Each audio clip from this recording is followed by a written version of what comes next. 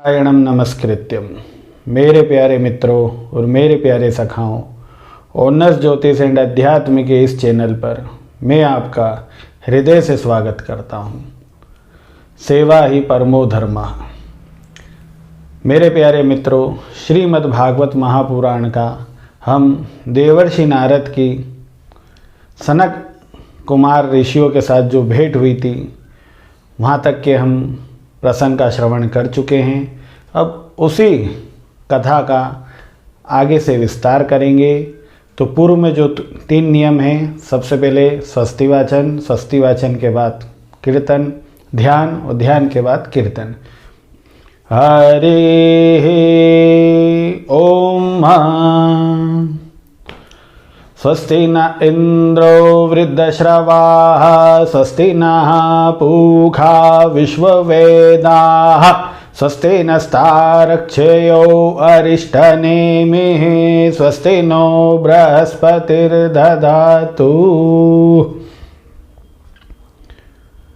नमः शंभवाय च मयो भवाय च, नमः शंकराय च मयस्कराय च, नमः शिवाय च शिवतराय च।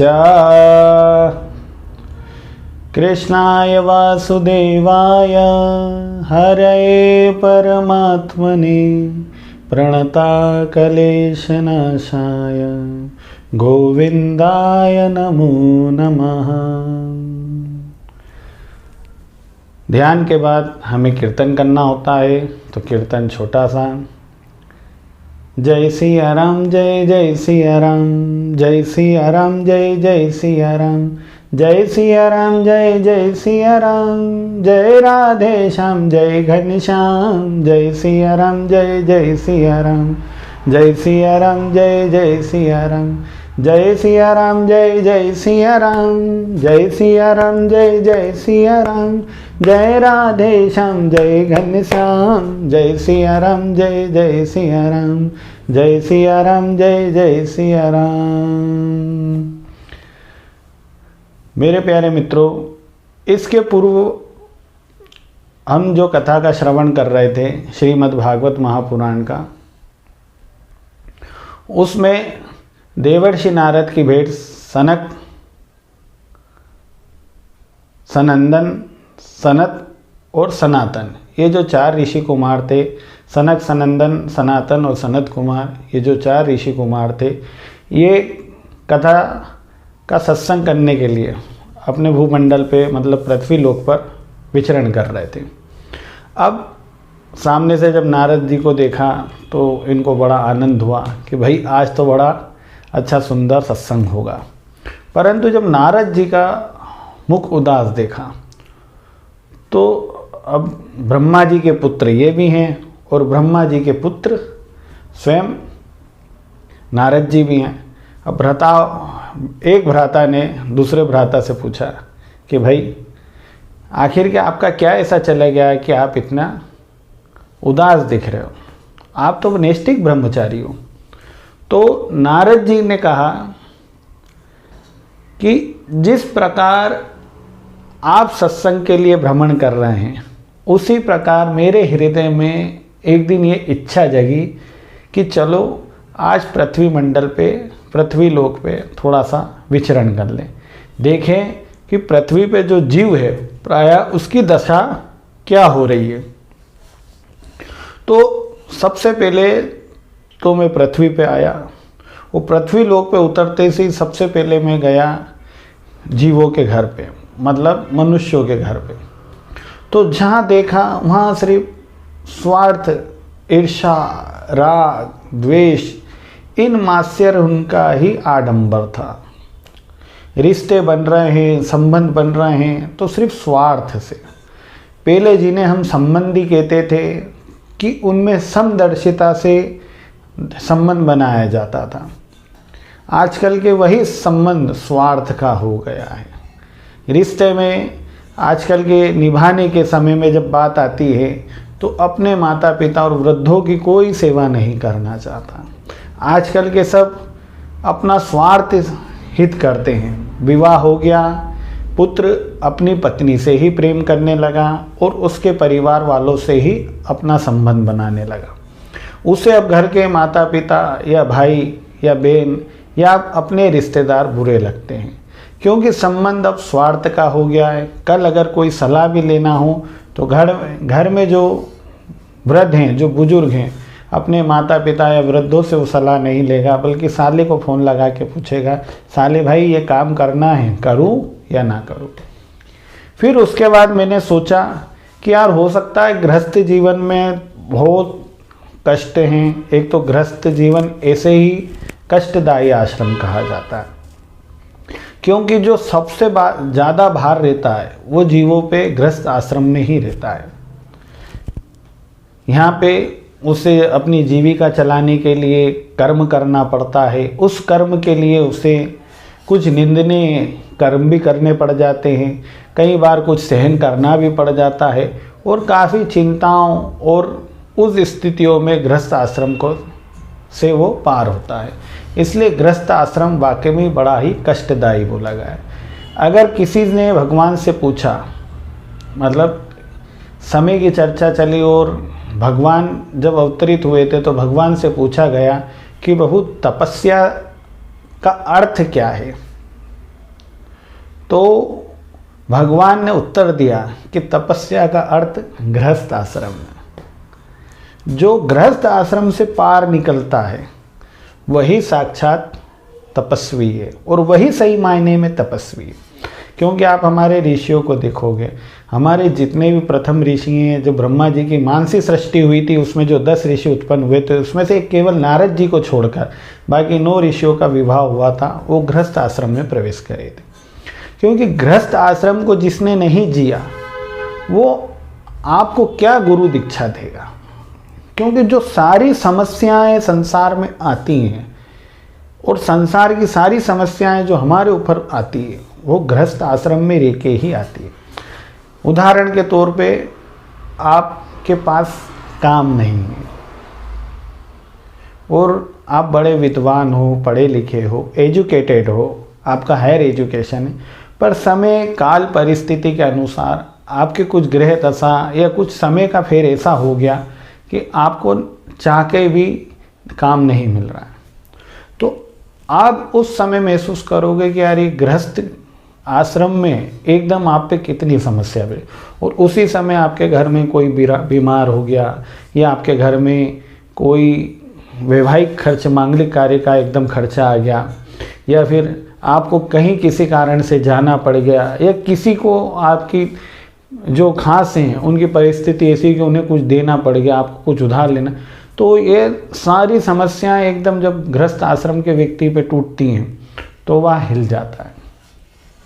तो नारद जी ने सोचा कि गृहस्थ आश्रम में हो सकता है कि किसी कारणवश ये सत्संग नहीं कर पा रहे हैं, ये कथा का श्रवण नहीं कर पा रहे हैं, भगवान का नाम कीर्तन नहीं कर पा रहे हैं, क्योंकि इन्हें अभी बड़ी परिस्थितियां इनकी जटिल हैं।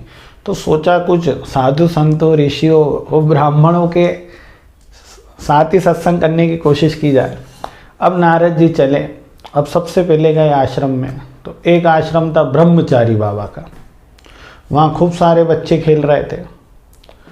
तो नारद जी ने पूछा, भाई यहाँ इतना शोर क्यों हो रहा और ये बच्चे किसके खेल रहे हैं? तो उनने एक उत्तर दिया, भैया ये ब्रह्मचारी बाबा का आश्रम है और ये उन्हीं के बच्चे हैं। दूसरी जगह गए, उस आश्रम में देखा तो खूब शोर हो रहा था। बोले भैया यहाँ शोर इतना क्यों हो रहा है? तो बोले ये मुनि बाबा का आश्रम है। मतलब मुनि बाबा का जो शांत रहते हैं। ऐसे जब वो आगे बढ़ते गए तो एक और जगह आश्रम में गए, तो बोले भैया ये इतने महल, ये इतना बड़ा आश्रम, ये इतना बड़ा, ये किसका है? तो बोले त्यागी महाराज का है। तो नारद जी के होश उड़ गए। नारद जी बोले भैया पृथ्वी मंडल में मैं सत्संग करने आया था, पर यहाँ सब विपरीत ही मिल रहा है। गृहस्थ आश्रम में सब कुछ शांत मिलना था, तो वहाँ कला ही कला मिल रहा है। ब्रह्मचारी के यहाँ बच्चे खेलते मिल रहे हैं, त्यागी के यहाँ सब कुछ संपन्न दिख रहा है, और मौनी के यहाँ शोर सुनाई दे रहा है। तो उनको काफ़ी विषाद हुआ। तो बोले, मैं सोचा, नारद जी ने विचार करा कि अब तो सीधे बद्री धाम चले, क्योंकि वहीं प्रभु के भक्त मिलेंगे और वहीं सत्संग करेंगे। और इसी से होते हुए मैं सारे हरिक्षेत्रम कुरुक्षेत्रम श्रीरंगम सेतुबंधनम एवमादि तीर्थेषु ब्रह्ममाण इतस्तता गंगे च यमुने चैव गोदावरी सरस्वती नर्मदे सिंधु कावेरी धरा देवी नमोस्तुते। गंगा के तट से लेके यमुना के तट से लेके सरस्वती के तट से लेके हरि क्षेत्र तक कुरुक्षेत्र तक सेतु बंद, जहाँ भगवान जी ने राम जी ने सेतु बांधा था, सब जगह होके आ गया, पर कहीं मुझे सत्संग नहीं मिला। अब देखिए एक बात कि सनत कुमार ऋषि भी सत्संग के लिए भ्रमण कर रहे थे और नारद जी भी सत्संग के लिए भ्रमण कर रहे थे। अब उन्होंने फिर बताया कि एक आश्चर्य की घटना और मुझे दिखाई दी। तो सनत कुमार ऋषियों ने कहा वो घटना क्या थी? तो बोले तत्र आश्चर्यं मया शिष्टं श्रूयतान्तन मुनीश्वरा एका तु तरुणी नवा नेषण खिन मानसा। मैं प्रभु जब इस तरफ आ रहा था तो मैंने सोचा कि एक बार वृंदावन धाम की ओर भी चला जाए। साक्षात मेरे प्रभु का वो तो जन्म लीलाओं का क्रीड़ाओं का स्थान है, तो वहाँ तो ज़रूर मुझे आनंद मिलेगा। परंतु आते आते वहाँ भी मैंने एक विचित्र घटना देख ली कि एक स्त्री, युवती स्त्री वहाँ पे बड़ी ही खिन्न मन से दुखी होके बैठी हुई है और उसके सामने जो दो वृद्ध पुरुष अचेतन अवस्था में पड़े हुए हैं और कई जो उस स्त्रियों की सखियां हैं वो उन्हें पंखा झुला रही हैं या संतावना दे रही हैं कि देवी आप शांत होइए, आप प्रसन्न हुई हैं। तो ये आश्चर्य मुझे बड़ा आश्चर्यचकित करने वाला लगा। अब स्त्रियों की मंडली थी और मैं नैष्ठिक ब्रह्मचारी, तो मैंने सोचा मुझे जाके इनसे इनका दुख पूछना चाहिए, क्योंकि साधुओं का स्वभाव रहता है वो स्वयं के दुख से दुखी नहीं होते, क्योंकि उन्हें सुख दुख से तो वो ऊपर उठ चुके होते हैं। उनको सुख और दुख दोनों मान अपमान को सहन करने की शक्ति होती है, परंतु वह दूसरों का दुख देख के दुखी होते हैं और उसे दूर करने का प्रयास करते हैं। तो नारद जी भी इसी भाव से उन स्त्री के पास जाना चाहते थे, परंतु स्त्रियों का व्यवहार न जाने कब क्या हो जाए इसलिए वो गए नहीं।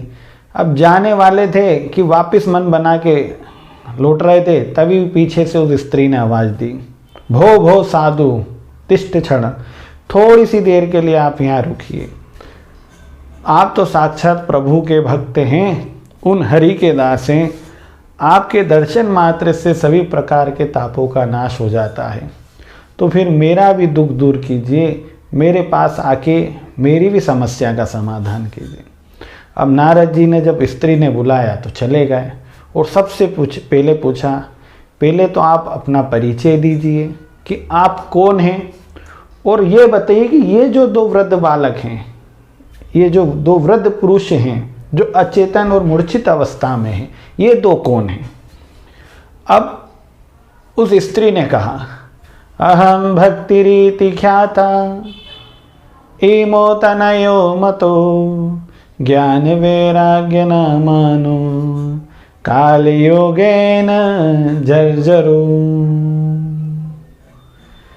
उस स्त्री ने कहा कि मैं भक्ति हूँ और ये जो दो पुरुष आप अचेतन और मूर्छित अवस्था में देख रहे हो, ये मेरे पुत्र ज्ञान और वैराग्य हैं।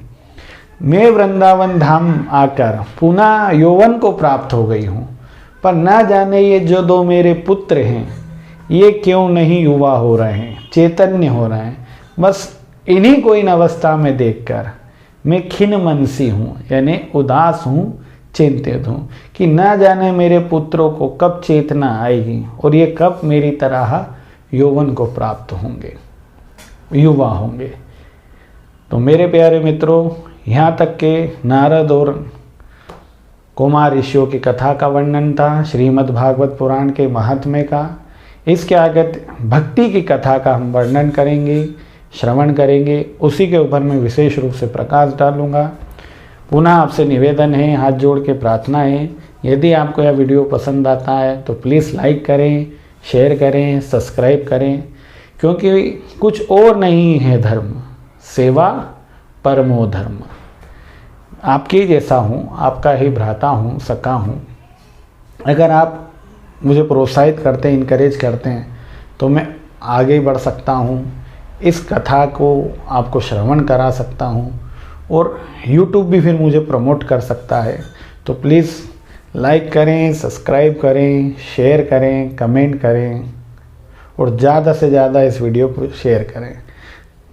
तब तक के लिए नमो नारायण।